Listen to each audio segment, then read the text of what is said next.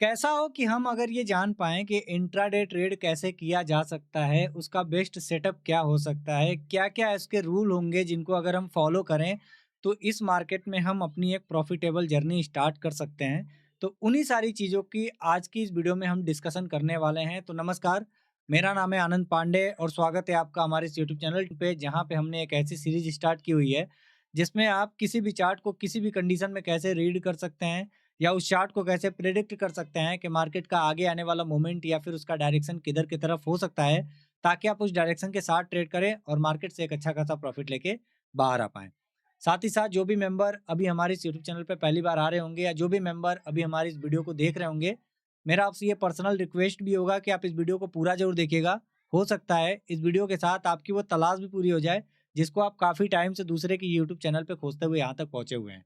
क्योंकि ऐसा तो है नहीं कि आज से पहले आपने किसी का यूट्यूब चैनल नहीं देखा होगा ट्रेडिंग सीखने के लिए, है ना? ऐसा तो है नहीं कि आज से पहले आपने किसी का यूट्यूब चैनल देखा ही नहीं होगा ट्रेडिंग सीखने के लिए।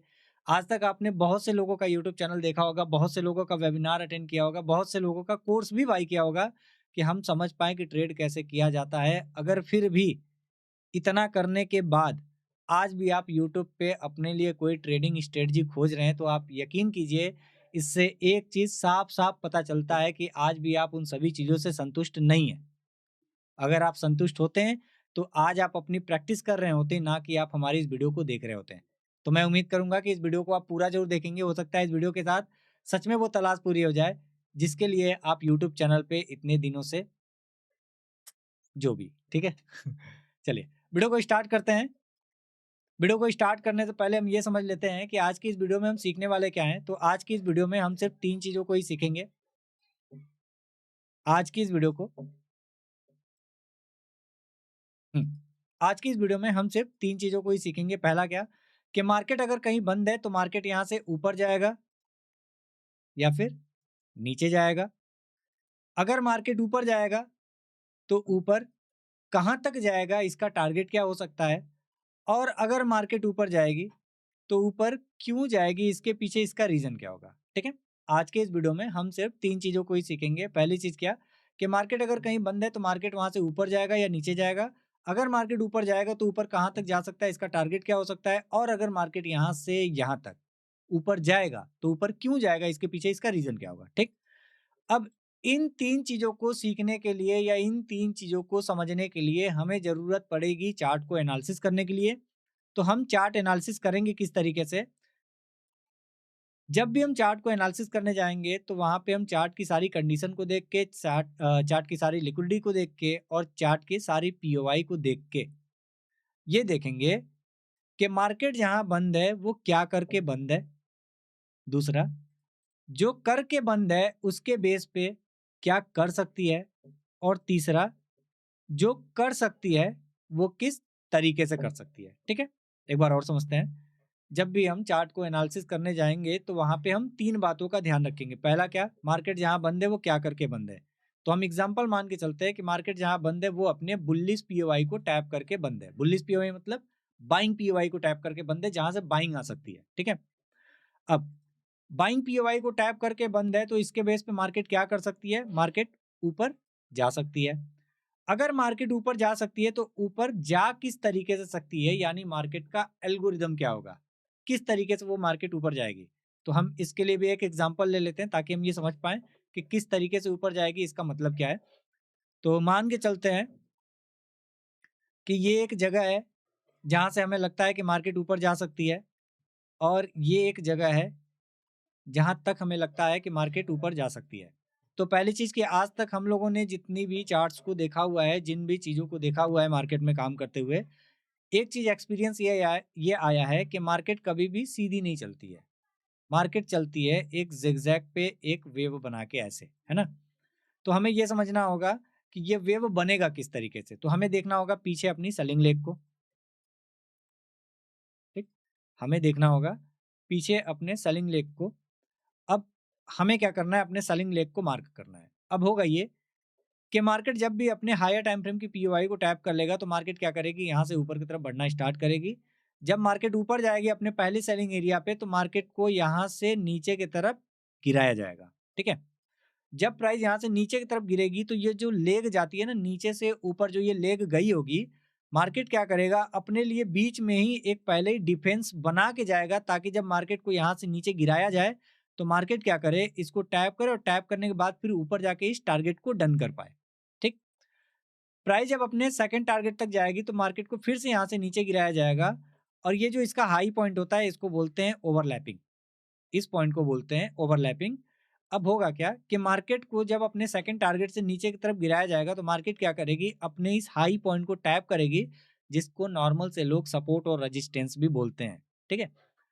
मार्केट क्या करेगी इसको टैप करेगी, टैप करने के बाद फिर ये ऊपर जाएगी अपने इस फाइनल टारगेट को डन करने। तो ये पूरा एक मार्केट का एल्गोरिदम होगा जिसको हमें समझना होता है।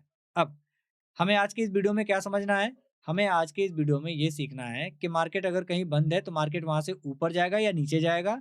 अगर मार्केट ऊपर जाएगा तो ऊपर कहाँ तक जा सकता है, इसका टारगेट क्या हो सकता है? और अगर मार्केट यहाँ से यहाँ तक ऊपर जाएगा तो ऊपर क्यों जाएगा? इसके पीछे इसका रीज़न क्या होगा?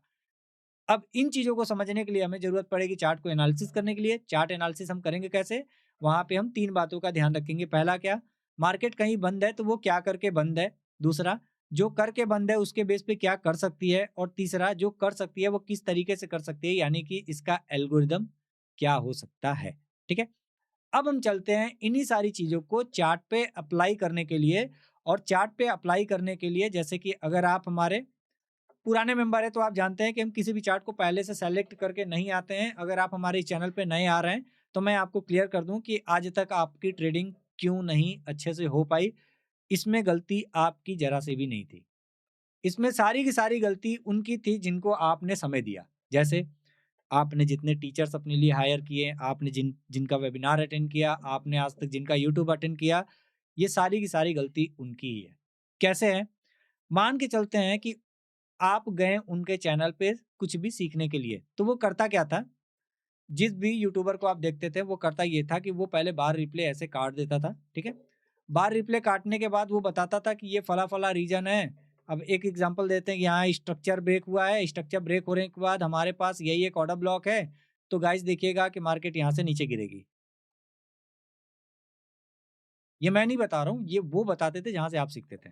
मैं तो जो बताने वाला हूँ, वो तो भी आगे बताऊँगा ही। अब यहाँ से वो क्या करता था, बार को रिप्ले करता था।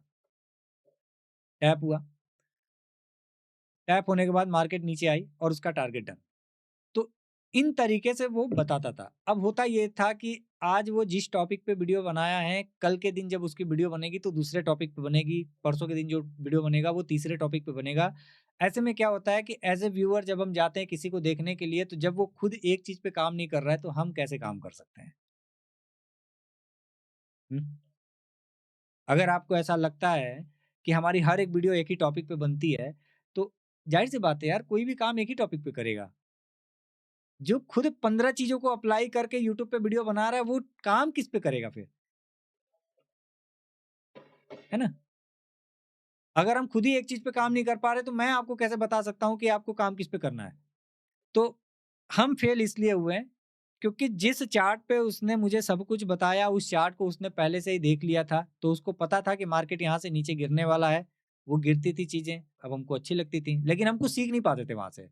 दूसरी चीज़ ये कि वो हर दिन एक नया टॉपिक लेके आता था, मतलब ये कि आज ऑप्शन चेन, कल इंडिकेटर, परसों सपोर्ट रेजिस्टेंस, उसके अगले दिन breaker block, mitigation block, structure mapping. तो केवल इस यूट्यूब पे एक चीज़ चल रहा है, वो है एक साइकिल। हर एक इंसान एक दूसरे को केवल कॉपी कर रहा है, इसीलिए हम किसी को देख के वहाँ से आज तक ट्रेडिंग नहीं सीख पाए, है ना? यही एक रीज़न है। तो हम जिस भी चार्ट पे प्रैक्टिस करने जा रहे हैं, वो हमारा पहले से सेलेक्टेड चार्ट नहीं होगा। इसका मतलब ये कि मान के चलते हैं कि हम यहाँ से एक डेली टाइम फ्रेम की कैंडल को लगाते हैं। डेली टाइम फ्रेम की कैंडल को लगाने के बाद हम यहाँ से इन सारी चीज़ों को रिमूव करते हैं और हम यहाँ से एक कैंडल हटाते हैं, ठीक है? अब इस एक कैंडल को हटाने के बाद हम यहाँ से गए प्लेलिस्ट में और प्लेलिस्ट में जाने के बाद हम यहाँ से किसी भी एक चार्ट को सेलेक्ट कर लिए। जैसे हमारे पास निकला क्या? यूएसडी सीजेड के, ठीक है? अब यहाँ से होगा ये कि इसके बाद की जो कैंडल है, वहाँ से क्या होने वाला है या उस कैंडल के अंदर क्या होने वाला है, उस चीज़ को ना तो हम देखें, ना तो आप देखें। अब ये सारी चीज़ें हमारे लिए एक रैंडम तरीके से वर्क करेंगी। अब हमें केवल मार्केट की कंडीशन को देख के सारी चीज़ें अप्लाई करनी है और यहाँ पे हम ये देखते हैं कि क्या हम सच में जान सकते हैं कि किसी भी चीज़ को अगर हम एक प्रोसेस के तहत समझें, तो ये हमारे किसी काम आ सकती है कि नहीं? या क्या हम जान सकते हैं कि मार्केट में हम एक चीज़ अगर अप्लाई करें, वो है केवल टाइम फ्रेम और उसका सीक्वेंस, तो क्या हम इस मार्केट से पैसा बना सकते हैं? तो हम आज इन्हीं सारी चीज़ों को समझने वाले हैं। ध्यान रहे, ये यूट्यूब चैनल या मेरा एक यूट्यूब चैनल, ये एक चैनल नहीं है, ये सच में आपके लिए एक मौका है अगर आप अपने लिए ट्रेडिंग करियर में कुछ करना चाहते हैं तो। ठीक है? अगर आप सच में अपने ट्रेडिंग के लिए कुछ करना चाहते हैं, तो ये एक मौका है आपके लिए कि आप इस चैनल से कुछ सीख के अपने लाइफ में कुछ कर सकते हैं। ठीक? चलिए, वीडियो को स्टार्ट करते हैं, आगे बढ़ते हैं वीडियो में। और पहले चीज़ कि हम चार्ट को एनालिसिस जब करने जाएँगे, तो डेली टाइम फ्रेम को यूज़ करने के साथ-साथ हम कैसे अपनी चीज़ों को सीक्वेंस बाय सीक्वेंस रखेंगे। तो हम एक बार उसको समझ लेते हैं, ताकि जब हम चार्ट पे जाएँ, तो उन सारी चीज़ों को मैच करके ही काम कर पाएँ।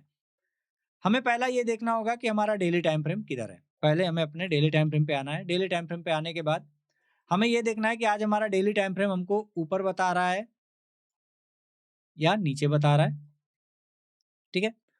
अगर एक बार हम समझ लेते हैं यहाँ पे क्या बता रहा है, फिर हम आगे वहाँ थ्योरी समझते हैं, ताकि हम एग्ज़ाम्पल वहाँ पे अच्छे से दे पाएँ। यहाँ पे अगर हम चार्ट की बात करें, तो चार्ट 3 कैंडल रिवर्सल की लिक्विडिटी को ग्रैब कर रहा है, ठीक है? स्विंग हाई की लिक्विडिटी को ग्रैब कर रहा है। दूसरा, मार्केट अपने प्रीवियस कैंडल की लिक्विडिटी को भी ग्रैब कर रहा है। ऐसे में मार्केट क्या बता रहा है कि प्राइस नीचे की तरफ है, कहाँ तक के लिए है? कम से कम इस लिक्विडिटी तक, ठीक है? ऐसे में हमें ये पता चल रहा है कि मार्केट डेली टाइम फ्रेम पे डाउन साइड है, ठीक है? अब यहाँ आते हैं एग्जाम्पल पे, ताकि हम इसको अच्छे से समझ पाएँ। सबसे पहले हमें आना होगा अपने डेली टाइम फ्रेम पे। डेली टाइम फ्रेम से हमें ये समझना होगा कि आज का हमारा डायरेक्शन किधर की तरफ मार्केट बता रहा है, ऊपर या नीचे, ठीक? आज के दिन हमारा डायरेक्शन मार्केट किधर की तरफ बता रहा है, ऊपर या नीचे? आज का दिन अगर हम मान के चलते हैं कि हमारा डाउन साइड के लिए ही बता रहा है, तो डेली के साथ-साथ आपको आना होता है 4 आवर के टाइम फ्रेम पे। डेली के बाद आपको आना होता है 4 आवर के टाइम फ्रेम पे, क्योंकि यहाँ जो भी टाइम फ्रेम लगा हुआ है मेरा, आप देख सकते हैं मैंने 1 साल से लेके 1 मिनट तक का टाइम फ्रेम रखा है। ये इसलिए नहीं रखा है कि वो देखने में अच्छा लगता है। इसका यूज़ है अपने-अपनी जगह पे, ठीक है? तो डेली के बाद हमें आना होता है 4 आवर के टाइम फ्रेम पे, और 4 आवर पे देखना होता है क्या हमारा डेली अगर नीचे बता रहा है, तो 4 आवर भी नीचे बता रहा है। अगर मार्केट में डेली और 4 आवर नीचे बता रहा है, तो ठीक है। अगर ऐसा नहीं है कि ये डेली 4 आवर एक साथ नहीं बता रहा, तो हमें थोड़ा-सा वेट करके मार्केट में इंतज़ार करना होता है कि जब तक 4 आवर डाउन साइड के लिए नहीं होगा, हम डाउन साइड ट्रेड नहीं करेंगे। तो हमें वेट करना होता है अपने पीओआई को अपने डायरेक्शन में शिफ्ट होने तक के लिए, ठीक है? तो डेली टाइम फ्रेम अगर नीचे है, 4 आवर अगर नीचे है, तो फिर हमें आना होता है 1 आवर या तो फिर 30 मिनट के टाइम फ्रेम पे। क्या देखने के लिए कि डेली 4 आवर अगर नीचे बता रहे हैं, तो क्या हमें 1 आवर और 30 मिनट भी नीचे बता रहे हैं? अगर ऐसा होता है, तो आप 1 आवर और 30 मिनट पे एंट्री ले सकते हैं। आपका रिस्क रिवॉर्ड 1:3 का होना चाहिए और आप वहाँ से कंटिन्यू काम कर सकते हैं। ऐसे ट्रेड को अगर आप करते हैं, तो मैं लिख के दे सकता हूँ गारंटी के साथ कि 70% की एक्यूरेसी आपके ट्रेडिंग में तुरंत आ जाएगी। 70% मिनिमम की मैं बात कर रहा हूँ, मैं कोई बहुत बड़ी आपको सपना नहीं दिखा रहा हूँ। जैसे आप यूट्यूब पे देखते हैं ना कि 5 लाख का प्रॉफिट देखते हैं, 10 लाख का प्रॉफिट या 2 करोड़ का प्रॉफिट देखते हैं, तो वो सपना हो गया। मैं वो सपना नहीं दिखा रहा हूँ आपको। मैं एक लॉजिक बता रहा हूँ कि जब आप इन 3 टाइम फ्रेम को भी केवल आप अपने सीक्वेंस में बैठा लेते हैं, तो वहाँ से आपकी पूरी ट्रेडिंग स्टाइल ही चेंज हो जाती है। ठीक है? चलिए, सबसे पहले हम चार्ट पे आते हैं और चार्ट पे इन सभी चीज़ों को समझते हैं, ताकि हम एक बार सभी चीज़ों को सीक्वेंस बाय सीक्वेंस प्ले कर पाएँ। अब हमारे सामने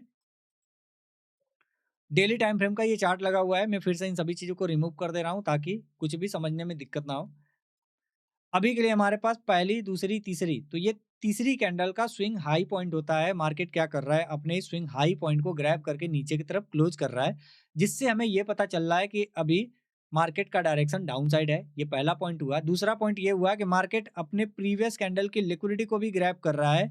इससे ये पता चल रहा है कि मार्केट में प्रीवियस कैंडल लिक्विडिटी भी डाउन साइड के लिए बता रही है। अब हमारा डायरेक्शन पता चल गया कि हमको किधर देखना है, डाउन साइड। ये देखना है कि कहाँ तक देखना है, तो मार्केट की ये लिक्विडिटी, ये हमारा पहला टारगेट होगा। अब हमारा daily time frame down side है। अब हमको आना होगा 4 आवर के टाइम फ्रेम पे।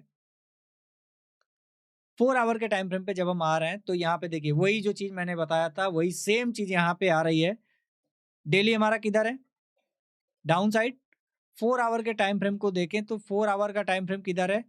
डिमांड ज़ोन पे, ठीक है? 4 आवर का टाइम फ्रेम डिमांड ज़ोन पे है। अब देखिए डेली आपका नीचे 4 आवर किधर बता रहा है? ऊपर बता रहा है।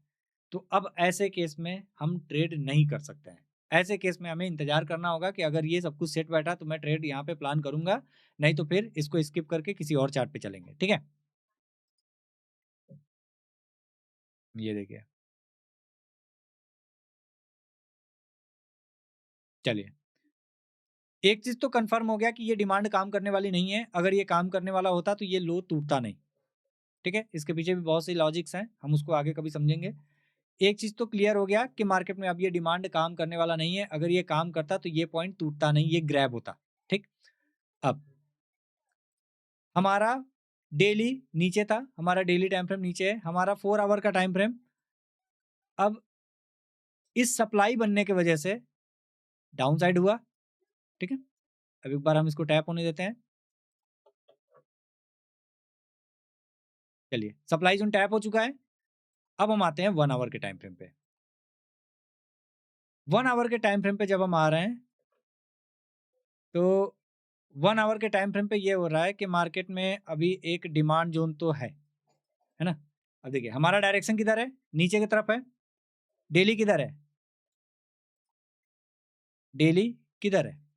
डेली डाउन साइड है। 4 आवर किधर है? 4 आवर डाउन साइड है। 1 आवर किधर है? 1 आवर अभी हम प्ले कर ही नहीं सकते हैं। क्यों नहीं कर सकते हैं? अगर मार्केट यहाँ से नीचे की तरफ गिरेगी तो ये डिमांड इसको गिरने से रोकेगा। मैंने बताया था ना एल्गोरिदम, एल्गोरिदम, ठीक है? तो अब अगर मार्केट नीचे की तरफ गिरेगी तो ये इसको गिरने से रोकेगा, तो हमें यहाँ पे थोड़ा-सा वेट करना होगा कि मार्केट एक बार अपने इस पीओआई को टैप करके कुछ रिएक्ट कर जाए, फिर हम आगे कुछ देखते हैं।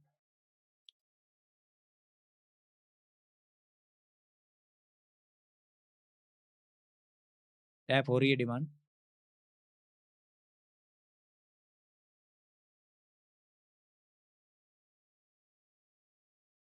हुँ, ठीक।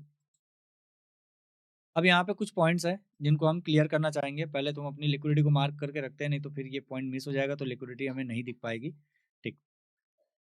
जैसे आपने कहीं पे देखा होगा कि मार्केट में एक स्ट्रक्चर चलता है, स्ट्रक्चर मैपिंग भी आपने यूज़ किया ही होगा। तो स्ट्रक्चर मैपिंग में आपको बताया क्या जाता है कि मार्केट जब अपने प्रीवियस हाई को ब्रेक कर लेती है, तो मार्केट अगर नीचे की तरफ आएगी, तो क्या बोला जाता है एसएमसी में कि एक्सट्रीम के ऑर्डर ब्लॉक मतलब कि लास्ट के ऑर्डर ब्लॉक को जब प्राइस टैप करेगा, तो यहाँ से आपको अपसाइड प्लान करना है। ऐसा कब होता था? जब मार्केट इस हाई को ब्रेक कर पाती थी। किसको? इसको, ठीक है? अब सोचो कि मार्केट ऊपर तो जाए और अपने इस हाई को ब्रेक ना करे बल्कि ग्रैब कर जाए, ठीक है? जब मार्केट ऊपर की तरफ जाए, तो ये इसको ग्रैब कर जाए। तो अब यहाँ पे लॉजिक क्या बनता है, इस लॉजिक को एक बार हम समझ लेते हैं। पहली चीज़ कि जब ये यहाँ से यहाँ तक गई होगी, तो ज़ाहिर-सी बात है पीछे किसी बाइंग एरिया को टैप करके गई होगी। ऐसा तो है नहीं कि ऐसे ही आराम से चली जाइए ऊपर। तो जब ये बाइंग एरिया को टैप करके गई होगी, तो इस पीछे की बाइंग पे इतनी पावर नहीं थी कि मार्केट अपने इस हाई को ब्रेक करवा पाए। हाई कहाँ है हमारा? इस जगह पे, ठीक है? मार्केट में इतनी भी पावर नहीं थी इस बाइंग एरिया पे कि ये इसको टैप करके ऊपर जाए और अपने इस हाई को निकाल पाए। जब इसमें इतनी पावर नहीं है कि हाई को निकाल सकती है, तो जो इसको टैप करके बाइंग बना होगा, क्या उसमें इतनी पावर होगी कि वो मार्केट को ऊपर भेज पाएगी? जैसे, क्या मार्केट अगर नीचे आती है तो हमें यहाँ से देखना सेफ रहेगा? क्योंकि अगर इसमें पावर होता तो ये तो पहले इसको ब्रेक किया होता। अगर सच में इस बाइंग एरिया में पावर होता या इस एफवीजी या जो भी पॉइंट होगा यहाँ पे जो भी पावर होती, तो ये इस एरिया को ब्रेक करती, इसके ऊपर ब्रेकआउट देती। लेकिन ये तो ग्रैब कर रही है ना, तो जब इसमें ही पावर नहीं है तो इसमें क्या ही पावर हो सकता है, इस चीज़ को हमें ध्यान रखना होगा। तो अब हम आते हैं यहाँ से 1 आवर के टाइम फ्रेम पे और इसी चीज़ को समझते हैं। हमारा डेली किधर था? Down side. 4 आवर किधर था? Down side.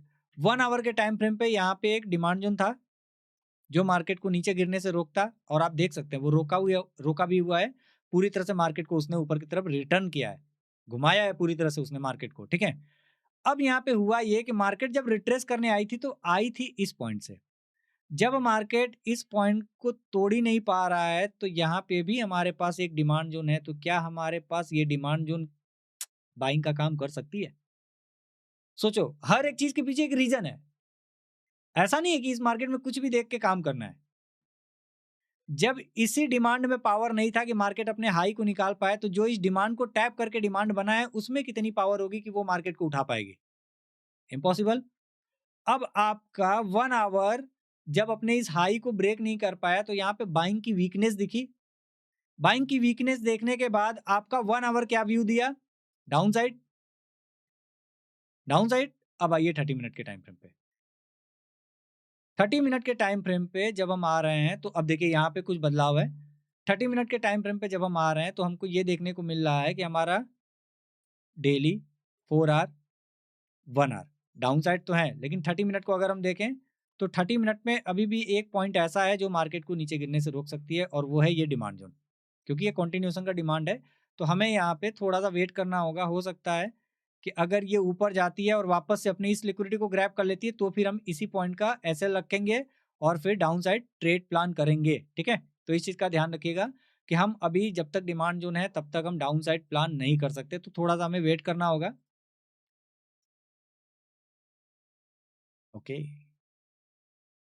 देखिए हुआ यहाँ पे ये है, 1 आवर की लिक्विडिटी ग्रैब हुई थी यहाँ से। 1 आवर की लिक्विडिटी ग्रैब करने के बाद 30 मिनट के टाइम फ्रेम पे market 3 candle reversal down side के लिए बना रहा है, यानी कि सप्लाई जोन नीचे की तरफ बना रही है। अब अगर इस डिमांड की वजह से मार्केट ऊपर जाती भी है, तो यहाँ की जो सप्लाई जोन है, इसको टैप करके मार्केट वापस से नीचे की तरफ गिरेगी, यानी जो एल्गोरिदम मैंने बताया था, उसका अब यूज़ यहाँ से हो सकता है, ठीक है? तो जो भी पॉइंट थे, वो सभी के सभी पॉइंट अब क्या बोल रहे हैं, 30 मिनट भी अब नीचे हो रहा है। जैसे डेली टाइम फ्रेम नीचे था, 4 आवर नीचे था सप्लाई जोन बनने की वजह से, 1 आवर बाइंग की वीकनेस होने की वजह से डाउन साइड हुआ, 30 मिनट 3 कैंडल रिवर्सल होने की वजह से डाउन साइड हुआ। अब ये सभी के सभी एक ही तरफ इशारा कर रहे हैं, वो है डाउन साइड। अब हमको ये देखना है कि हम मार्केट में नीचे कहाँ तक जा सकते हैं। तो हमारे पास लिक्विडिटी पीछे यहाँ तक पड़ी हुई है, जिसको हम लोगों ने मार्क किया था डेली टाइम फ्रेम पे। अब एक बार हम इसको प्ले करते हैं।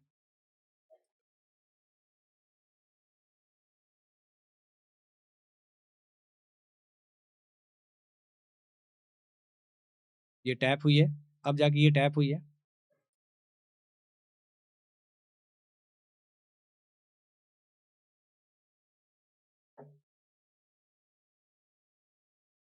ये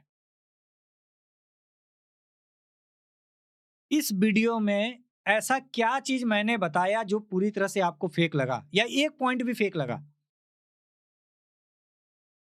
इस वीडियो में ऐसा क्या चीज़ मैंने बताया कि जिसको अगर सच में आप मन लगा के प्रैक्टिस करते हैं या सीखते हैं, तो आप वहाँ से सक्सेस नहीं पा सकते हैं? कोई भी ऐसा पॉइंट नहीं है। जो भी चीज़ें हैं वो पूरी की पूरी प्योर एक लॉजिक बेस्ड ट्रेडिंग थी। ऐसा कुछ भी नहीं था जिसको मनगढ़ंत कहानी बना के मैंने इसको रिप्रेजेंट किया है आपकी आँखों के सामने। कुछ भी ऐसा नहीं था। जो भी चीज़ें थी वो एक लॉजिक बेस पे ही चीज़ें थी। इन सारी चीज़ों को हमें प्रैक्टिस करना है, इसको हमें समझना है, ताकि हम जाके अपने लिए कुछ एक बेहतर भविष्य का जो भी होता है ना, जैसे सपना एक होता है, उसको देख पाएँ। वो भी शुरू में नहीं हो पाएगा, लगभग आपको कम से कम 3 से 4 महीना इस पे काम करना पड़ेगा, प्रैक्टिस करना पड़ेगा। एक सीक्वेंस फ़ॉलो करना होगा, इस सीक्वेंस को कैसे यूज़ किया जाता है उसको जानना होगा, तब जाके आप इसको कंटिन्यू कर सकते हैं। क्योंकि हो सकता है इस चार्ट में किसी अलग कंडीशन में मार्केट बंद है और इसके बाद की कंडीशन में अलग हो। इसके बाद की चार्ट किसी अलग कंडीशन में बंद हो, तो फिर वहाँ पे कैसे आप यूज़ करेंगे? ना तो आपको लिक्विडिटी पता है कि इस मार्केट में कितने प्रकार की लिक्विडिटी है, ना तो आप मार्केट में पीओआई जानते हैं, ना तो आप मार्केट में वो एरिया जानते हैं कि मार्केट में किस एरिया से हमें बाइंग करना होता है, किस एरिया से हमें सेल करना होता है, और आप आए हैं ट्रेडिंग करने। बिना इसको जाने आप ट्रेड करने बैठ गए। ऐसा थोड़ी ना होता है भैया, समझना पड़ेगा पहले। क्या करने आए हैं, क्यों करने आए हैं, कहाँ तक करने आए हैं, समझना पड़ेगा। ठीक है? चलिए, ऐसी बहुत सी चीज़ें हैं जिनको हम शायद यूट्यूब पे पूरी तरह से ओपनली नहीं बता सकते हैं, तो अगर आप चाहें तो हमसे पर्सनल भी जुड़ सकते हैं, नंबर आपको डिस्प्ले पे शो हो रहा होगा। हम आपको गारंटी देते हैं the last trading course in your life, और ये मेंटरशिप खास करके उन लोगों के लिए है जिन्होंने कहीं न कहीं से कुछ न कुछ सीखा हुआ है, खास करके ये उन लोगों के लिए है। ठीक है? क्योंकि वही जानते हैं कि मैंने क्या चीज़ बताया है, और वही इस चीज़ की वैल्यू भी समझ सकते हैं कि अगर वो इस चीज़ को अच्छे से प्ले कर लेते हैं तो शायद बहुत कुछ बदल सकता है। ठीक है? चलिए, तब तक के लिए आगे आप सीखते रहिए, आगे बढ़ते रहिए। नमस्कार, जय हिंद, मिलते हैं अगली वीडियो में। नंबर शो हो रहा होगा, कॉल ज़रूर करना। Bye bye.